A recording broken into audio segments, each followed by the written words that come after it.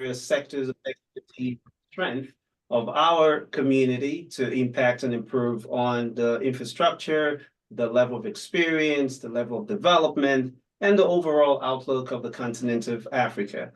We are glad to actually be bringing you this event today with a primary focus on the infrastructure space of the information technology sector. Of course, with a focus on cybersecurity. Cybersecurity, it could be a robust, conversation. But with the guests that we have today, we're hoping to be able to narrow it down to specific areas of focus. And it's going to be one of many. So we encourage you to please sit back, grab a glass of water and engage us in the conversation. A few house rules. As you come in, please be muted. If you have any question, do make use of your chat box. We will be reaching out and making sure that questions are answered. We're also going to be very cautious on time today. If we're not able to attend to your question, be rest assured, we would actually be responding to you via direct email. So we encourage, everyone to, of course, make use of the communication channel via, again, the direct chat box or even your email, because, of course, you registered for this event. Having said this, I would like at this time to introduce our guest. Starting off with, of course, our very own Professor Aisha Ali Gombe. She's an associate professor in the Computer Science and Engineering Division at Louisiana State University. She completed her PhD in Engineering and Applied Science with a major in Computer Science and a concentration in Information Assurance at the University of New Orleans. Currently, Dr. Ali Gombe directs the Louisiana State University Cybersecurity Clinic and founded the Security System Lab. She also holds a joint faculty position in LSU Center for Computation and Technology. Since 2017, projects have secured over $3.5 million in external funding as PI and co-PI. She has authored and co-authored more than 40 publications, with several featured in top-tier cybersecurity journals and conferences. Amongst her accolades, Dr. Ali Gombe was awarded a total Finale F undergraduate merit scholarship in Nigeria in the year 2002, named the inaugural faculty fellow for the Cyber for All Center at Towson University in 2021, and also received the Excellence Scholarship Award in the same year. We couldn't be more thankful to actually have her join us and share our expertise, and of course, let us in on some of the things she's also working on. So again, Professor Aisha, we appreciate you for joining us. Thank you for joining us. Thank you very much for having me. Our pleasure it is, man. Right after is also a very young, dynamic, visionary man, as I like to call him sometimes. And that's exactly what his resume states. He's a visionary leader, indeed, a groundbreaking force in the field of microchip technology. Serving as the CEO of Chip Lab, he's demonstrated exceptional acumen from a young age. Mr. Ola garnered accolades in mathematics and physics that identified him as among the best in Nigeria and Africa during his formative years. This milestone paved the way for a distinguished academic career, which of course culminated into an advanced degree in electrical engineering and physics from the University of Southern California. At the aim of Chip Lab, Mr. Ola synergizes extensive technical knowledge and business insight to revolutionize the semiconductor industry. I'm pretty curious to hear more about that. The company is focused on workforce development with an emphasis on integrating underrepresented groups in the United States and establishing a substantial industry footprint on the continent of Africa. Mr. Ola is passionately committed to transformative change within the microchip sector, dedicating efforts to education partnership and collaborating with renowned universities. He's a strong advocate for inclusivity and has achieved a minimum of 60 female participation within the industry ecosystem. This he champions a voice of representation indeed. Through his stewardship of Chip Lab, Ola is setting the stage for more equitable and innovative technological future. So again, we are proud of all that he has done. We're excited about what lies ahead. And it's a pleasure to have you joining us, Mr. Ola. Thanks for joining us today. Thank you. Thanks for the introduction. I'm excited to be here. Looking forward to the conversation. You're most welcome. And of course, our last guest speaker is no other than Mr. Dele Atonda. He's an acclaimed digital visionary, innovator, and entrepreneur. He is founder of Me2Me, the world's first self-sovereign information and AI platform. We all hear about AI nowadays. This would be a go-to resource for us to know more about it today. He's also an actor of the iCube Information Security Protocol and creator of the Layerless Decentralized Information Network. Mr. Dele chairs the Internet Foundation, an NGO dedicated to advancing the ethical use of clean data and accountable AI systems. He has led innovation, has become gold standard for engagement with, within Fortune 100 companies, critically acclaimed bestseller. Mr. Dele Atonda is also, has a publication, The Digitarian Tsunami, published in the year 2013, which established him as a thought leader on Web3, and this award-winning Meta Clinics cross-media franchise is a pioneering one within the AI, infrastructure with blockchain and spatial computing to transform ownership through storytelling and play. I would be glad to have Mr. Dele Atonda, who's also the CEO of the MetaProof Group, share a lot with us about his journey and also his experience within the information technology space. He's also, as I had, the chairman of the Internet Foundation. Again, it's a pleasure to also have you joining us today, Mr. Atonda. Thank you for having us. Thank you for having me. Great to be here. Pleasure it is. Okay, so here we are. Thank you all for joining us today. I mean, the focus of today is Africa and the global IT infrastructure, with a focus on cybersecurity, as said. Now, we do understand, of course, the information technology space globally continues to evolve, but Africa in particular also has its uniqueness. So we're not here trying to actually have comparison between the developed world and Africa, no, but rather looking critically into the current state of the African infrastructure and projecting how we could complement some of its efforts to continue to grow and also try to meet up with expectations of the global, operating systems, as well as setting the pace for the future of the information technology space as a whole. So in no particular order, you could choose to take turns, or you could, just chime in on each other's conversation. If any of you could just help, for the sake of those who are on the call that does not understand what cybersecurity is, could you just shed some light on what is cybersecurity?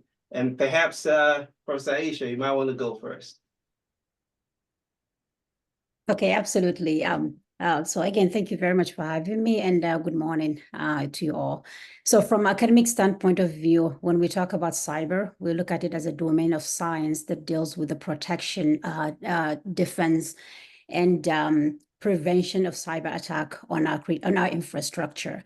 And that infrastructure, when we think about it, this could be literally like one device. It could be, or multiple of devices connected together over a network.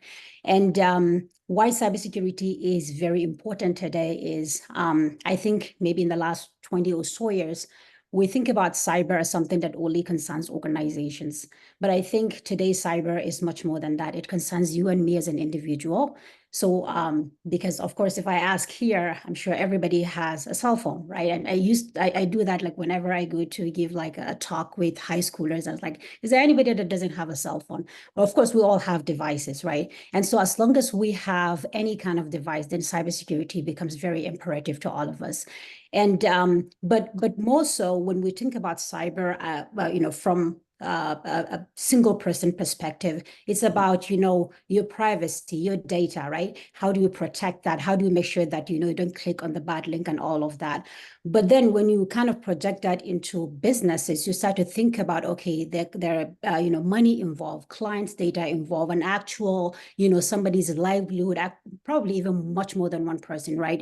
Even if for a small business that has like maybe 2, 3, 4, 5, 10 employees, so many livelihood are at stake. And then when you project that to nation state, you'll see that even becomes a bigger issue, because today we have what is called cyber warfare. Countries are leveraging cyber infrastructure, or the idea of cybersecurity, to try to attack each other, or to try to bring down the economics, the economy of each other. And then so again, just to wrap up that introduction, I want to make sure that we have enough time for everybody to say something. Yes. But generally, when we think about cyber, it's a much bigger umbrella than it used to be before, and cyber concerns all of us, from individual perspective, business perspective, and to nation states.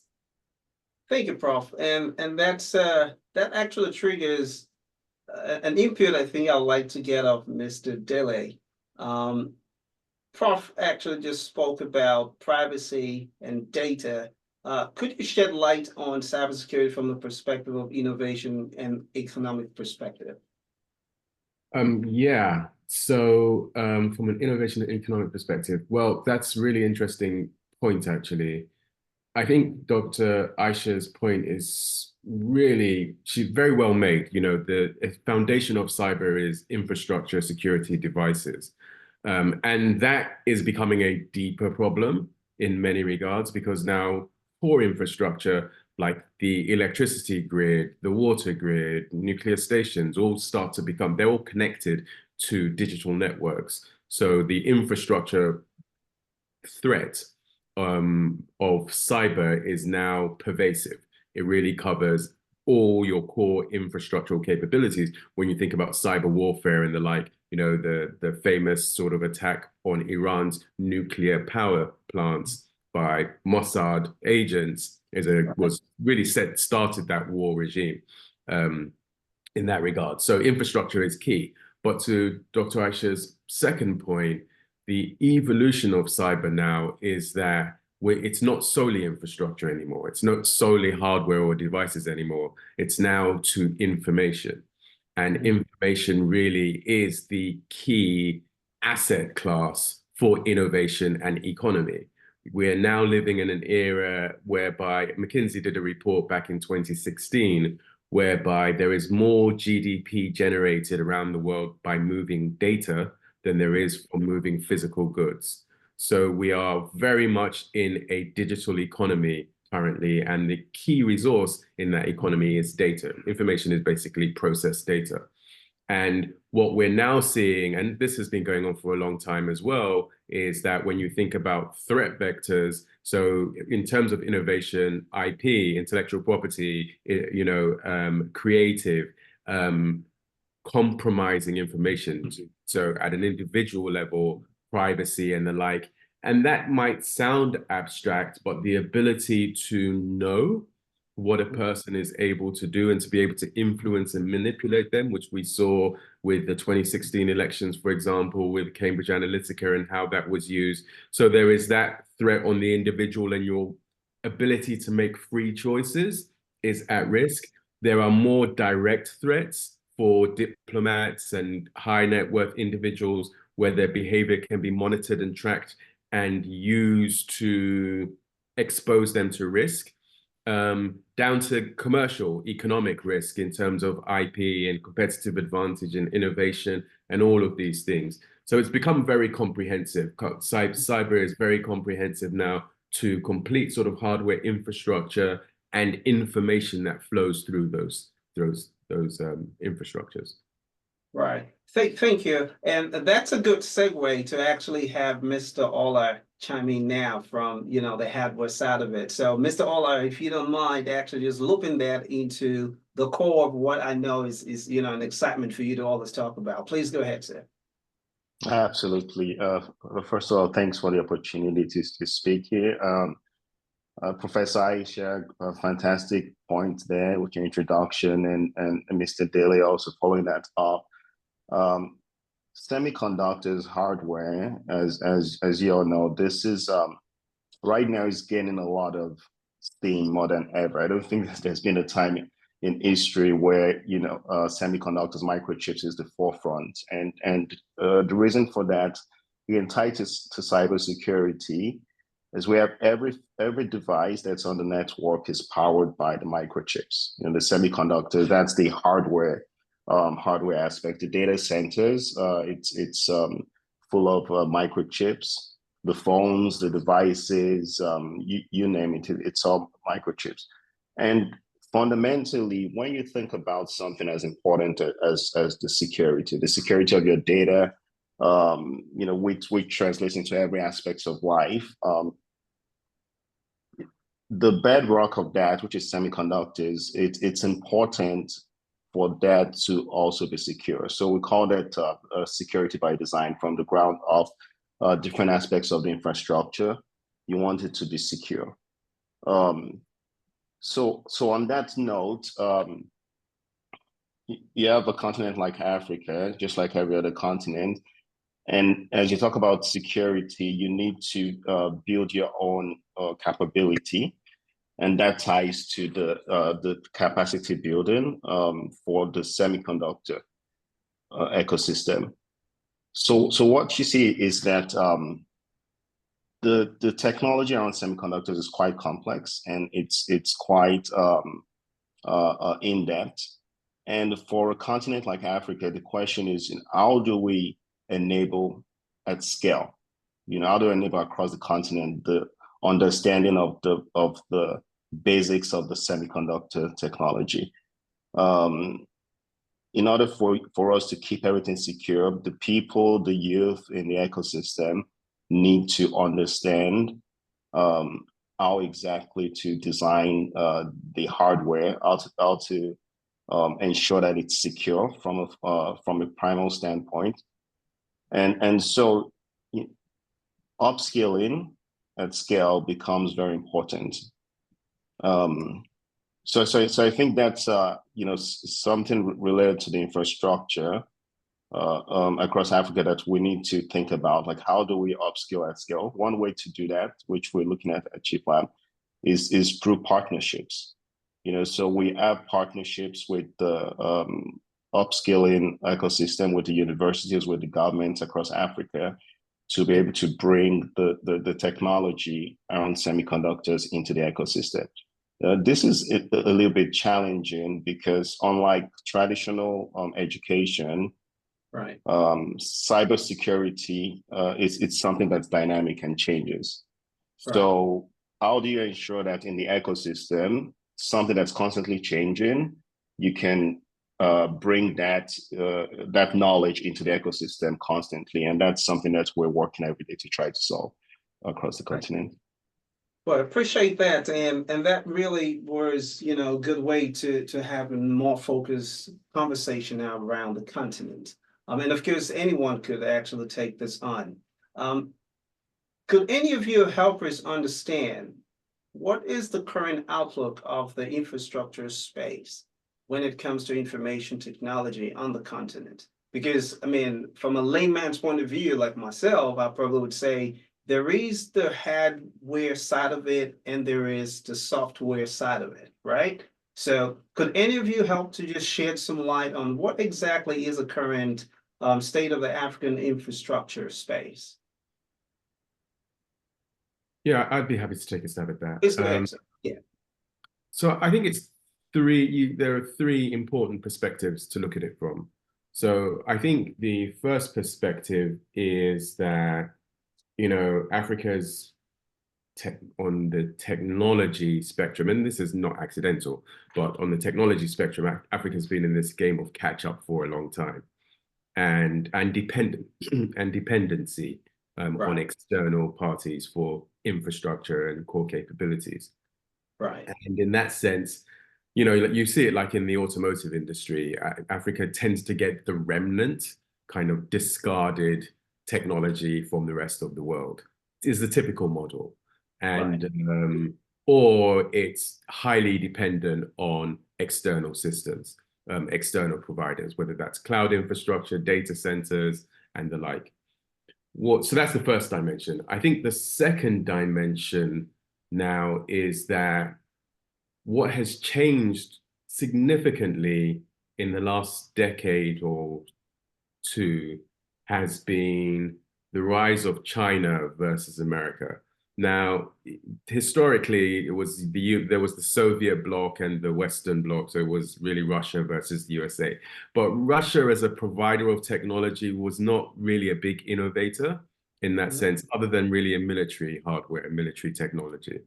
But with the advent of the rise of China, which has been a prolific manufacturer, in fact, has been the manufacturing hub of technology for the world, for the Western world, since the 50s, effectively.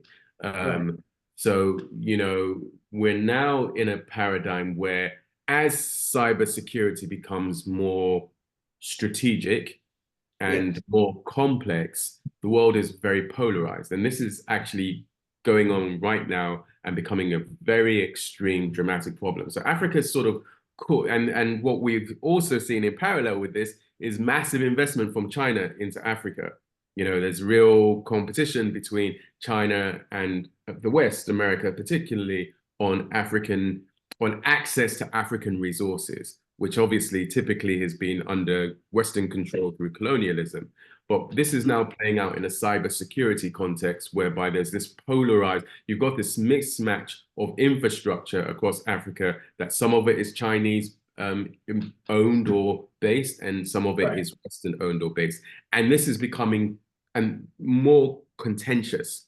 So, US agencies are suspicious of African infrastructure that is Chinese supplied, and vice versa. So that's the second dimension. And then the third dimension is that this really is a strategic capability. And so I think people, what Ola's doing is phenomenally important in terms of chip design and chip capability, and that throughput capability as well, because I think it's really the state of play at the moment is that Africa is in a very vulnerable and dependent position when it comes to cybersecurity. And even if you take out all the challenges of that dependency, there's a vulnerability in the sense that it's in the middle of this conflict, effectively, this cyber conflict that really has nothing to do with Africa per se, but Africa's really kind of caught in the crosshairs of it. So there's actually an urgent need for Africa to develop some sort of autonomy when it comes to cybersecurity, just even from the simple perspective of not being caught between these two global titans in their sort of conflict with each other around cybersecurity. Wow. I mean, that definitely calls for some level of concern, because now we're talking about two major world powers, as it were, in that space on the continent. Prof. Aisha, if you don't mind, ma'am, with your experience around, building and creating cybersecurity clinics, what comes to your mind? I haven't heard what Ms. Dapton says. And if you could just look that also into a bit of a focus on small, medium enterprises, which seems to form the majority of businesses on the continent as well. Yeah. So actually, he made some very, very interesting, salient points. And I was actually taking some notes here because I don't want to forget any of what he mentioned. So starting with being dependent, I think he's absolutely right. I've seen a couple of, I've visited a couple of places very recently in Africa. And then I've seen some of their infrastructure. Unfortunately, we have a huge dependency on services that are provided by external partners. And that has, as he mentioned, opened us to a huge vulnerability. Now, there is that vulnerability where we're caught in the middle between like two superpowers and whatnot. But there's also real vulnerability that you don't really know exactly how this infrastructure is built. You don't know if it has any spyware. you don't know even if it has any bot, like you have no idea. And actually, there was one organization that I went to, I kept asking them like, do you really understand the design of this system? Do you understand the design of how this infrastructure is built? And I can tell you they had no idea. And so that gives me pause, honestly, that gives me a great concern, because if you cannot take charge of your infrastructure, you don't understand how your infrastructure is designed, or how it's configured, then you're at the mercy of the developer. And at any time, if there's any conflict or any issue that may happen between you and the other partner, then I think that's going to be it's going to be a disaster. So I think overall, it's something that we have to rethink. That dependency, it's something as a continent that we have to think about critically, and probably start to move past that. Now, I just to kind of mention something positive, I think overall, like, in the last maybe I will say 20 plus years since, like, mobile devices started becoming or smart devices started becoming a thing or so. Right. I feel like, comparatively, when I look at how we do businesses or how we accepted technology in Africa and Nigeria precisely, and compare that to the United States, I feel like we have adopted more technology than I'm seeing here. I will say, like, things like multi-factor authentication has been adopted in Nigerian banking sector for a long time before that become kind of a requirement around here in the United States. So there are some positive. I think we have this thirst for adopting technology, which is a great thing. But somehow we become only consumer of those technology instead of like the producer of the technology, or the designers of those technology. Now, why is that? So that's a big question, and that's a big why. As an academic, I think I will, again, this is me, doing guesses and speculations here. I'm not an economist, but I will think that this has something to do with our lack of experiential education. So, Mr. Fadiran, I hope I said your name correctly. Okay. He mentioned something about, technology being evolving, and it's very hard for you to develop a curriculum around something that keeps changing really, really fast over and over and over again, right? And so even here in the United States, that's a problem. Honestly, that's why our clinic came to be. That's why the National Security Agency gave us the first funding to develop this pilot cybersecurity clinic, because the whole idea is you teach people cyber. And I can tell you this, like, when I was doing my PhD 10 years ago, what I was learning in terms of, for instance, malware, I was learning viruses and stuff like that, and worms. And these are not really the technology you see today. Today, you see more ransomware, right? You see, a more kind of like, APTs like Stuxnet that, Mr. Della mentioned. Right. So, that was not what you were seeing before. So these are things that are changing. And then, so the education around that has to really change, or the way we design curriculum and knowledge around that has to change. So with experiential education, we don't think about a traditional classroom, but rather we take students into the field, and we try to connect them with target customers, I will say. Now, clients could be anybody. It could be your state government, it could be local government, it could be small businesses, like in our own case. It could be anyone. You can choose who your client will be. And so the students get to have real life experience with cyber. They get to learn cyber by doing, rather than by just like learning in classroom with outdated materials. It just cannot work. When you compare it to other field of studies like medicine, there are diseases that are there forever, right? So they've been there for the last 100 years, and you learn the same thing over and over again. Like cyber is not the same thing. Like things are evolving and changing, and so the way we educate has to change as well. Wow. Thank you very much, and I'm glad that we actually narrowed it back to, again, education. I see the chat coming in. Please, again, if you have questions, make use of your chat box. We're taking note of those questions, and we'll be getting close to the Q&A, where we'll be able to also engage our guests with some of your questions. Again, this is the Napac CDI conversation. Thank you for joining us. One of the goals we have in Napac CDI is to actually match diaspora expertise with projects on the continent of Africa. So we encourage you to visit our website and actually make use of that registration folder where you can actually put in information about your career, about your level of expertise, and at the right time would be able to engage you further for possible match with projects on the continent. So far, we've been speaking to our guest speaker, Mr. Ola Fadima, who is the CEO of Chip Lab. We have our very own Professor Aisha Ali Dumbe, who's also a professor at the Louisiana State University, and of course, Mr. Dele Atonet, the CEO of Metaproof Group. Mr. Ola, I think I would like to pick it back off where Professor Aisha left off.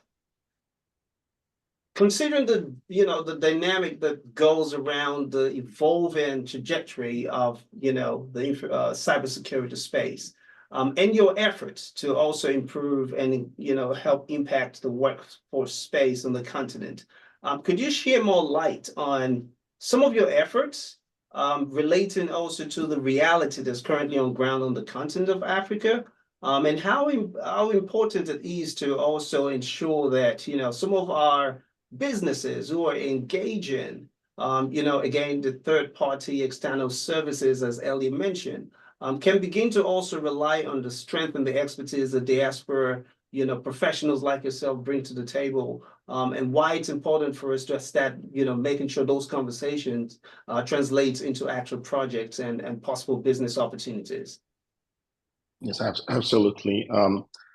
The fact that the curriculum is constantly changing, like Professor Aisha mentioned, right? That's extremely critical, because that means as you upskill across the continent and at scale, you have to ensure that the inputs into the changing curriculum are also happening at the right frequency. Now, when you go to someone and you say, "Hey, take this course," the first question the person would ask you, or one of the first few questions will be, "Can I get a job? Can I get a job at the end of that?"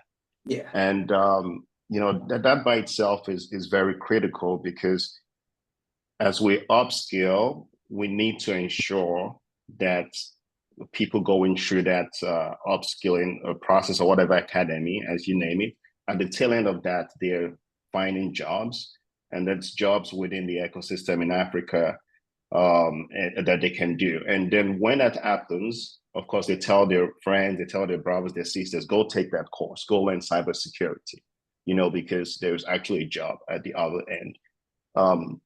At Chip Lab, a lot of what we've been doing is around the hardware semiconductor aspect of cybersecurity, which is developing that capability. And just like in overall cybersecurity, when it comes to semiconductors, credibility is very, very important. Everyone wants to buy NVIDIA chips right now because NVIDIA has the credibility. NVIDIA is the go-to company for microchips for the data center and for AI microchips. So, on one side of it, we have relationships and partnerships with semiconductor titans like Cadence Design Systems. Cadence is a $80 billion company, and we work directly with Cadence to develop the curriculum that we're distributing across Africa. And then on the other side of that, we establish relationships with the government, like in South Africa, with the South African government, in Nigeria, with some of the state governments there, where we can tap into the resources, the funding aspects. And then right in the middle of that, Chip Lab becomes a company where people coming out of the academy, out of the education system, can actually find jobs in Nigeria, in South Africa, there in Africa, and become a part of that. Now, you said something about where the diaspora comes in. Right. A lot of the capacity and the technology, these skill sets, we have people in the diaspora, people from Africa in the diaspora that have masters at this, right. Masters at cybersecurity, masters at semiconductors. And I think what may be missing, and I think that's what we're now coming together as a community, is essentially connecting the dots. How do we connect the dots for those that are in diaspora to see that there is even a bigger opportunity in Africa, right? For them to use those skill sets in Africa. And I think that's, if we can master that, where people within diaspora actually know that there is that opportunity for them to make a significant impact on the continent, but also even it's a better opportunity for them to do what they're doing in Africa than wherever they're doing it in the diaspora. I think if we can master it and people know that, we'll see more of the inverse of jackpot. We'll see, people jackpot initially, but people now come back, right? And grow the ecosystem. That's what's been done in Asia, in China. It's what's been done in India. I think now we need to do it at scale in Africa. Thank you so much for for sharing some light on that, and brings one to consider with all of this use of, again, external services on the continent and what have you. And this would go to you, Mr. Atunde. What do you think then is the challenge, or what could be the impediment of actually having to see most of our commercial institutions back on the continent rely and engage with individuals like yourself? Sorry, just one second. Yeah, I think the challenge, I think there's a bit of we have a colonized mindset. If I can be very blunt about it, we have a colonized mindset in Africa. And there's the problem, to Ola's point around, there are many highly skilled people in the diaspora who have developed businesses and skills and capabilities to deliver services and to really kind of deliver next generation solutions, technologies and solutions. And I think that we have a colonized mindset in Africa generally. And, you need to show up with a European or an American, with a Caucasian effectively before people pay attention. There's still that problem at home in terms of how things are done. But I think, what we really need, I think people need to understand a couple of things. One, to our foundational points, that this is a strategic capability we're talking about now. Yeah. And if we don't start to design these systems for ourselves, we're always going to be compromised. There's always going to be a vulnerability. We're always going to be at risk. And I think the other thing as well is that, to Professor Aisha's point earlier, we do have a tremendous appetite for technology in Africa. And I do think that we have the potential to leapfrog the world. The world, we are basically entering a new technological paradigm right now. It's like, I think that this digital revolution that's really just started and just taking off now is going to be bigger than the Industrial Revolution. It's going to be bigger than the Agricultural Revolution. And the rules of engagement are being set now. They're being established right now. It's only a year that the generative AI revolution really has been going, and it's shaking the world up. And I believe that, if you look at M-Pesa is always my favorite case study on technology innovation, because M-Pesa out of Kenya has driven the agenda for mobile payments around the world, without shadow of doubt. Basically it pioneered the whole process of mobile money. And all the banking executives from Europe, from America, all the mobile payment systems, Zelle and Cash App and all of this stuff, all were built off what M-Pesa did in Kenya originally. So there is this last mover advantage, and we see it in telco. If you look at it historically, Europe had the first telecom system. It got blitzed during the war, so America's came next. Then Europe's got rebuilt, so it was more advanced than America's. Then Asia's came after that, and it was, so you now find 5G, LTE. These are all launched in Asia before anywhere else. And we have the same possibility with Africa. whereby there is a last mover advantage by way of we will build with the best state-of-the-art technologies now, the infrastructure if we build today. So I think there's just a slight mindset shift that needs to happen in terms of people on the continent, businesses on the continent, government departments on the continent, working with people in the diaspora, with their cousins in the diaspora to build these services and infrastructures of the future, because that's what will really allow us to catapult forward and really build up a world-leading ecosystem. Awesome. I mean, thank you so much again for re-echoing the importance and the strategic position that the diaspora actually plays in this entire conversation. I mean, sometimes I hear statements such as the diasporans, competing with folks on the continent, but it's not the case. We actually complement each other. And I'm glad that, Mr. Daly, in that statement just basically amplified that. As said earlier, we are very time cautious.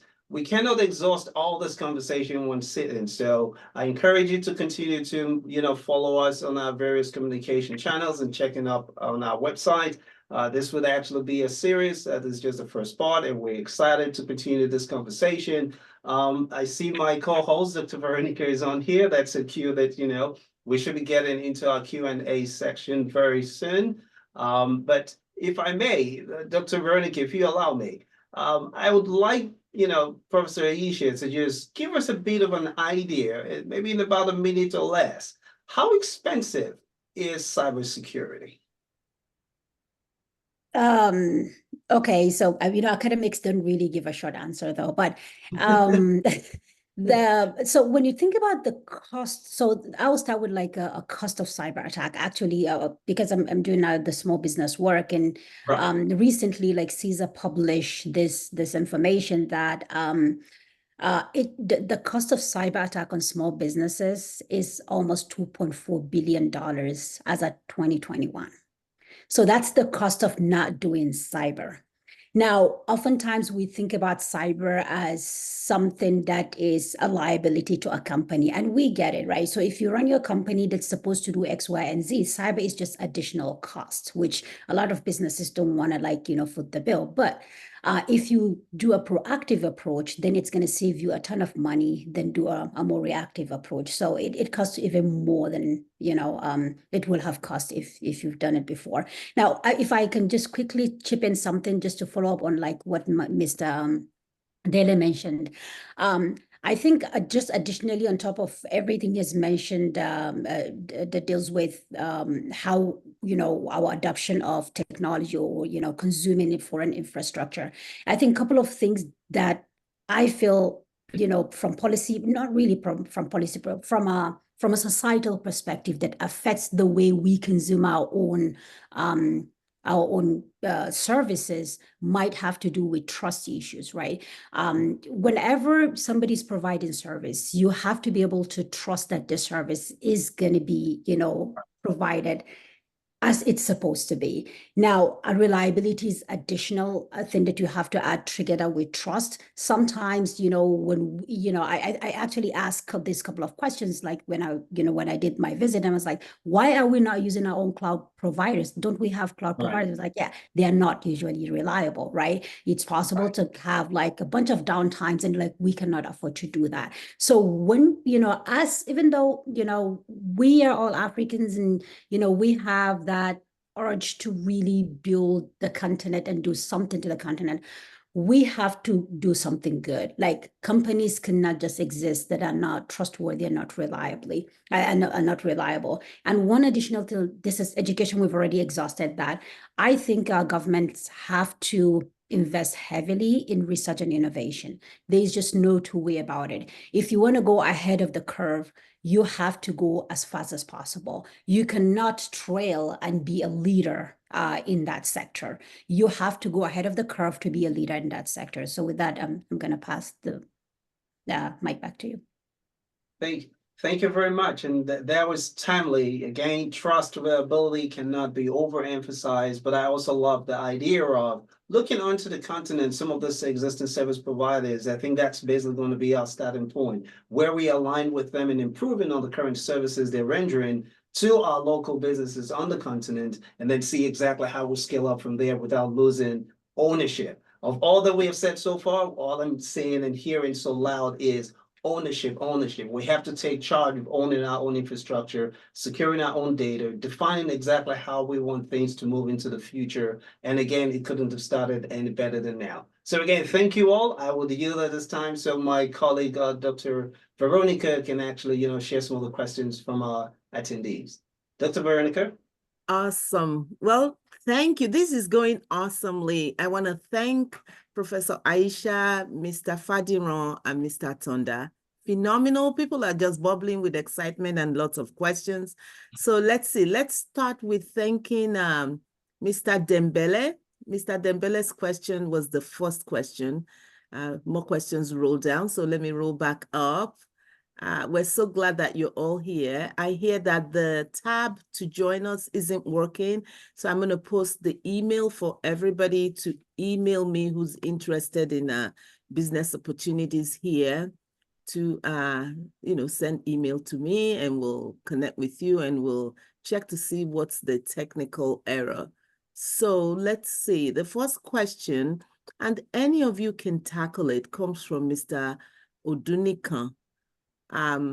Let's see, the question kind of rolled back up.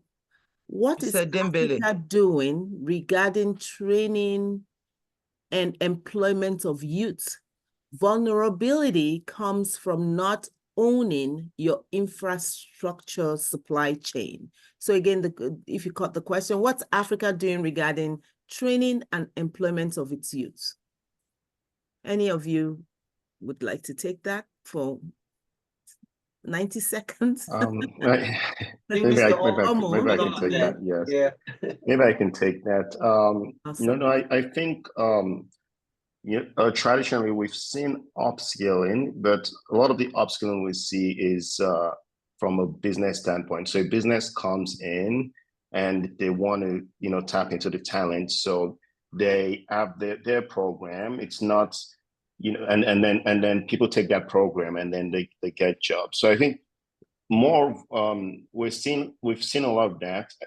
For the transformation that's coming, we need a step, a bit of a step further, which is the company that comes in as providing the jobs partners with the government at an infrastructure level.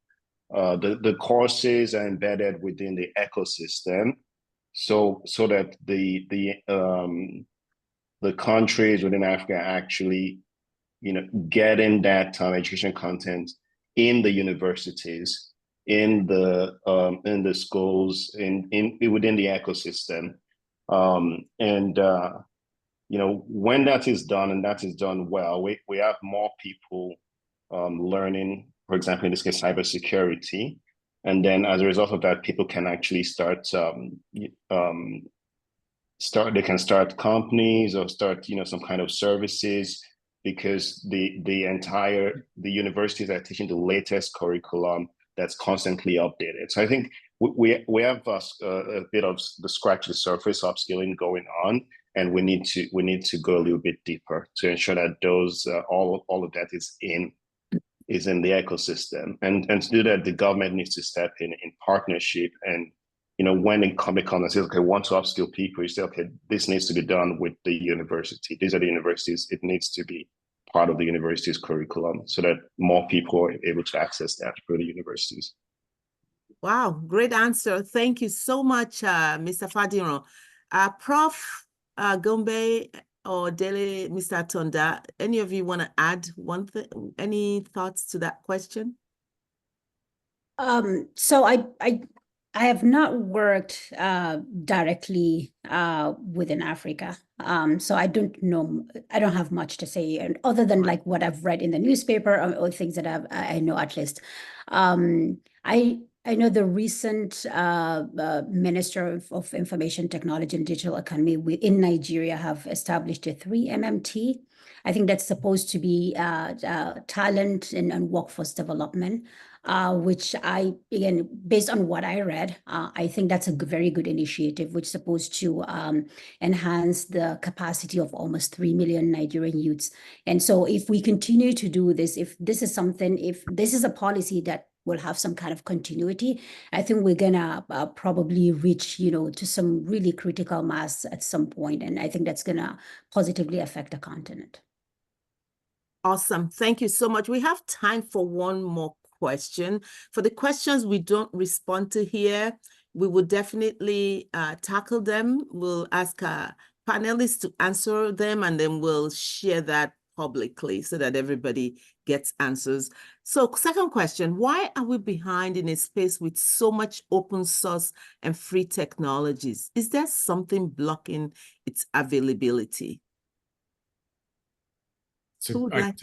Excellent.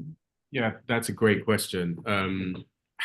I mean, I think that there is, even though a lot of technology is open source, you do still need a little bit of capital for development, but I don't know that that's necessarily the big block. I think mindset is part of it, but I think it's changing, I mean, I think that there is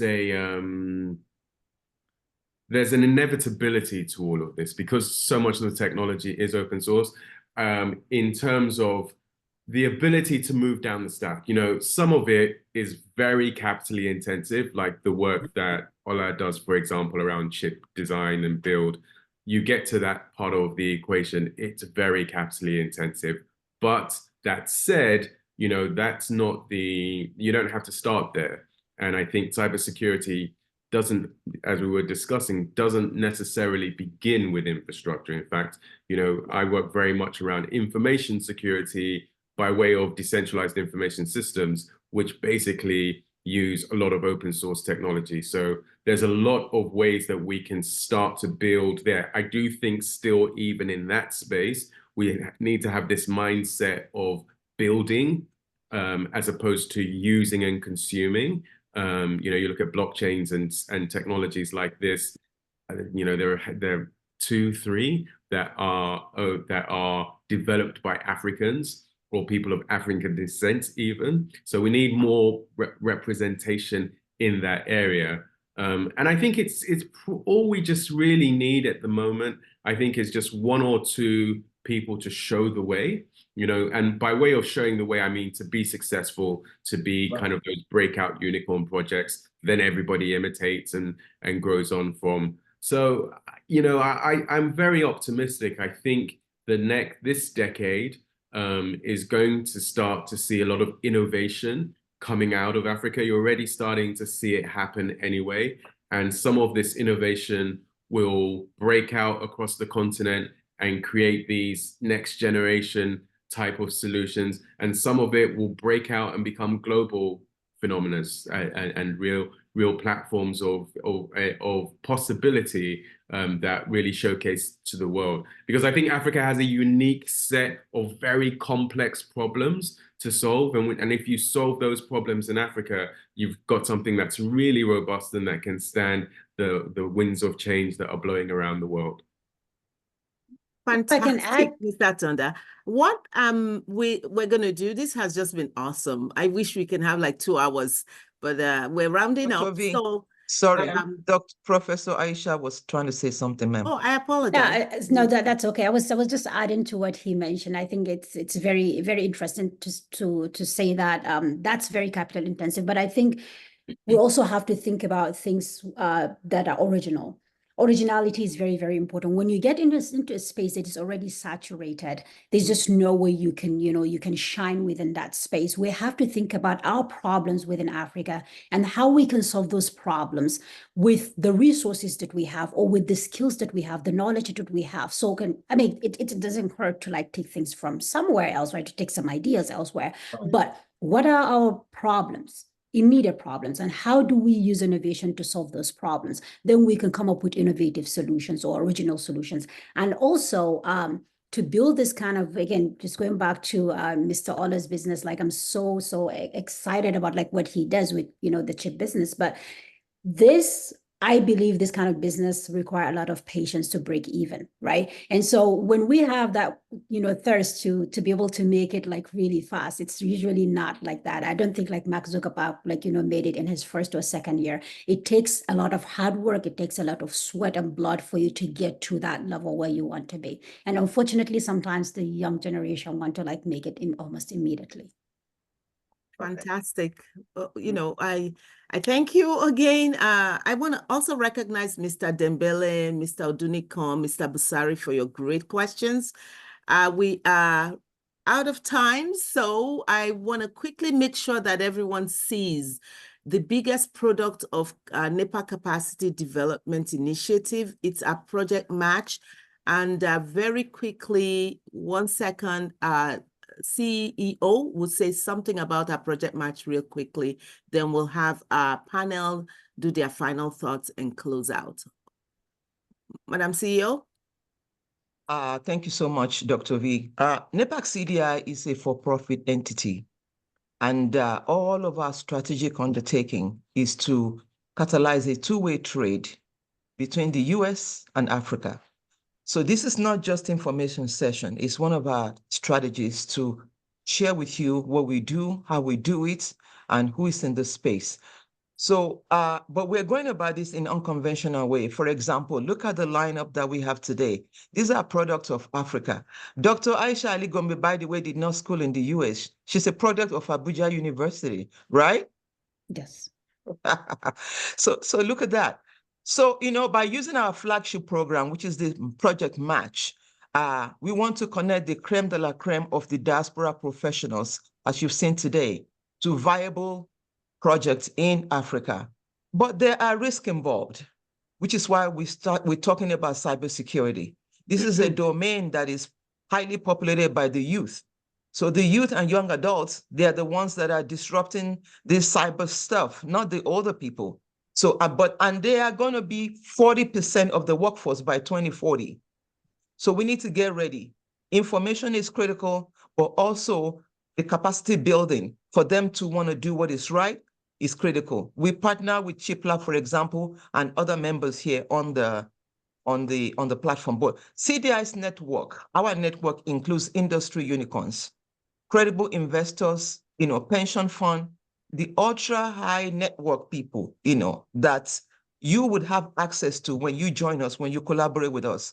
You have access to all of these people, and you can leverage your own experience and expertise. So we encourage you to please sign up on our website, but I understand right now that link may be broken. We'll probably send you another link. But this has been an eclectic conversation, and I'm excited about all of you guys. Special thanks to our Business Development Director, Mr. Said Adeleye, Mr. Fadiran, CEO of ChipLab, Professor Aisha Ali Gombe, who is doing incredible things in Louisiana, and of course, our very own pioneer, Mr. Atonda. Look at this lineup. So I want to also say thank you to some other important people that I recognize. The Senior Vice President of Bank of America, Mr. Aliyu Ahmed Al-Makura, Sedu Dembele, one of our partners from the trade mission that we went to in Africa, and so many other people that are here. So we hope to see you at the next one. Join us for another conversation, but more beyond the conversation is the opportunity to invest in Africa and in United States. Thank you. Thank you, Madam CEO. And just to let everybody know, on our website, on the Project Match button, you can fill out that form. We will connect with you. Opportunity to do business and match you to investors, venture capitalists, and business opportunities. We're so glad that you're here. I'm going to give it to Mr. Adeleye to round it up. And thank you again, Professor Aisha. Brilliant input. Mr. Olafadinron, thank you. CEO ChipLab, Mr. Adeleye Atonda, you were all absolutely awesome. Over to you, Mr. Adeleye. Thank you, everyone, for being here. And Mrs. Abubakar, thank you for helping with the streaming. Okay, bye. Yeah, thank you, Dr. Veronica. And again, a great, bit of appreciation goes to all attendees and much more to our, guest speakers. we wouldn't just be wrapping up like that. Well, you know, you still have thoughts. We would actually, you know, give a minute each to each of our guest speakers to please share their closing remark. And we'll just take a quick summary, tell you all what comes next after this. And definitely we'll be looking forward to hearing from you as well. So in no particular order, I think we're gentlemen in the house as always. So we'll yield for Prof to actually take a lead on that. So closing remark from you, Professor Aisha. All right. So a closing remark, I will definitely kind of talk to our governments in Africa to rethink education. Education, not necessarily, you know, just cyber education, but information technology, computing education, because again, every other education is great. I'm just saying this because we're in this era of information technology and everything has some form of like IT within it, right? We cannot survive today without some kind of technology. So we have to rethink that education. And we also have to rethink it in form of apprenticeship education, experiential education, because that's the way to go. Just the normal conventional classroom education, it's not necessarily, you know, it's not going to be helpful in the next couple of years. And also to rethink about additional capacity building that we can use to develop our own infrastructure, our own services, just like everything we talked about today. With that, thank you so much for having me. Thank you, Professor Aisha. Mr. Ola, you want to go next? Yes, sure. I'll go next. Thanks for the opportunity to be part of this discussion. What we're experiencing today has been discussed. I think I just saw a video by Elon Musk where he said, you know, this is actually bigger than the gold rush or the dot-com boom. Like what we're experiencing right now with the AI, which ties to cybersecurity, is like nothing ever experienced before. But what that does is that it also presents an opportunity for Africa. You know, I think Mr. Atanda mentioned this, to leapfrog, not to catch up, but to leapfrog. Like there is so much opportunity. But the only way we can do that is by us working together. There is no other way. Like those in the diaspora, you know, we need to suffer together. Professor Aisha mentioned that, you know, this is not overnight kind of thing. It's going to take consecutive effort working together. So we need to suffer together at the diaspora. We need to not think about ourselves, but think collectively, think about the continent. You know, what can we do? Let's suffer together. Let's take advantage of this opportunity. So I'm looking forward to more and more opportunity to do that along folks on this call. I want to thank Napac CDI for what, you know, Napac CDI being at the center of that, connecting the diaspora with what's happening in the continent. And that's essentially very critical to the transformation that will happen on the continent. Thank you. Thank you, Mr. Ola. And over to you, Mr. Delia, today. Much more to add, really, from what everyone said. I think everyone's touched points. Thanks to Napac for organizing this great conversation. I found it quite inspiring myself. I think, yeah, I suppose the three takeaways for me, I think Professor Aisha started with government and, you know, government's role in terms of facilitating education. We need government as a partner that we can work with. That is the caliber and scale of innovation that we can actually bring to bear. We need government endorsement and support, that kind of backing, that underpinning of what we do. And that will give industry the confidence and trust to work with us as well. So I think that's a really important part of the symbiotic relationship that we need to build here. I agree also with Professor Aisha's point around education. And I also really like the idea of non-conventional education. You know, the learning is changing. You know, that's the whole point. With the advent of the internet, it's not really about being able to, you know, cram. Remember when we used to cram stuff at school? Well, you don't need to cram anymore because you can just go and ask your Google or phone what the answer is. But you need to know how to learn. And you need to know how to think and how to question and how to process this constantly changing environment. So education is transforming, and that's something that I'm actually very excited about and working presently in as well. How do you use play and storytelling to educate people more in that sense? And then finally, to Mr. Fadiron, Ola, my dear friend Ola's point, we've got to work together. That's really how we win here. We've got to come together and work together. So, I think to Napac, I think a lot of credit goes to pulling these platforms together. And let's not let it just end with these conversations. Let's find ways for us to work together. I'm talking, from us all on the panel to collectively everyone in this audience here. I think that's the really critical thing here that's going to really drive changes. When we actually come together and do things together and actually take that forward, we become very unbreakable as a force.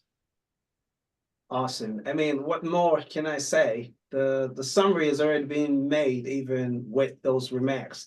To each and every one of you who has taken time to sign up today, it's not just a conversation. It's not just for you to be here to listen. We're very focused and keen on making sure we leverage the expertise of each and every one of you to match projects on the continent and actually see how we begin to correct this perception of external services being our source of reliance. We are exposed. We see exactly what happens here in the diaspora. America is not unique in its own space. We see the attacks that goes on every single day. So how much more a continent that actually relies on a third party as against creating its own independent security system?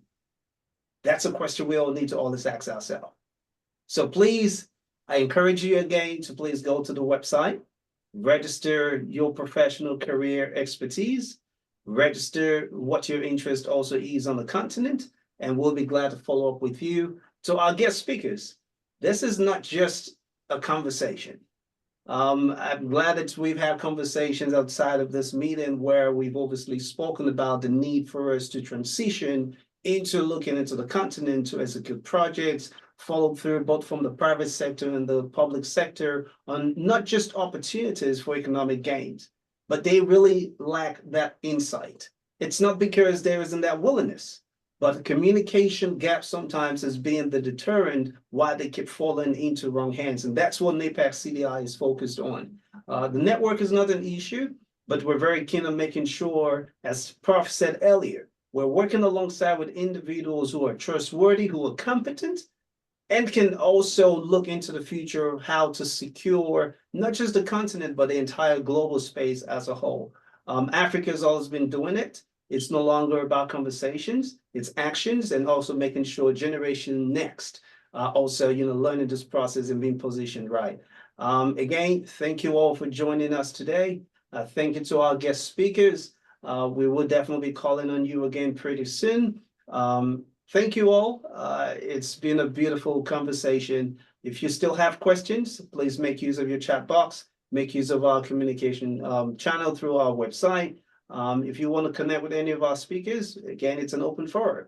We would be glad to also facilitate those introductions. But again, you must understand it's a focused conversation, it's a focused engagement. So please, let's make sure we maximize and leverage all of this network of ours to impact ourselves and of course the continent. From Napac CDI, do not forget, every first Saturday of the month, there would always be a conversation shared around not just information technology, but we have all the sectors of interest, the agricultural sector. We also do have, interest within the oil and gas sector. We have interest in the entertainment sector, the banking sector. So you never know what we're going to bring next. So I encourage you to stay tuned and always reach out to us. To our guests again, thank you for making time. Wishing you all a beautiful rest of your day, wherever it is that you are. Thank you for making time to join us. Until we meet again next time, it's all from Napac CDI. Thank you. Thank you. Yeah, Thank and we you want to so much. also thank other members that work hard, our CFO, the chairman, our legal team, everybody here at Napac CDI that supported Mr. Adeleye to make this a phenomenal. We hope you guys, all of you, have had a fantastic time, both the speakers and the attendees. As Mr. Adeleye said, we're looking forward to seeing you at the next one.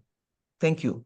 Thank you so much. Thank you, ma'am. Recognizing Mrs. Rohanati Abubakar, who worked really Yes. hard to get that streaming to happen. Thank you, Mrs. Abubakar. Thank you. Ciao. Odaro, Kachifo. Say goodbye. Thank you. See you later. Thank you, everyone, Sanjima, for taking your Sanjima, Saturday yes. morning with us. Thank you. You're welcome. Thank you. Thank you. Thank you, our panel. Thank you, Mr. Delay. Thank you. Thank you.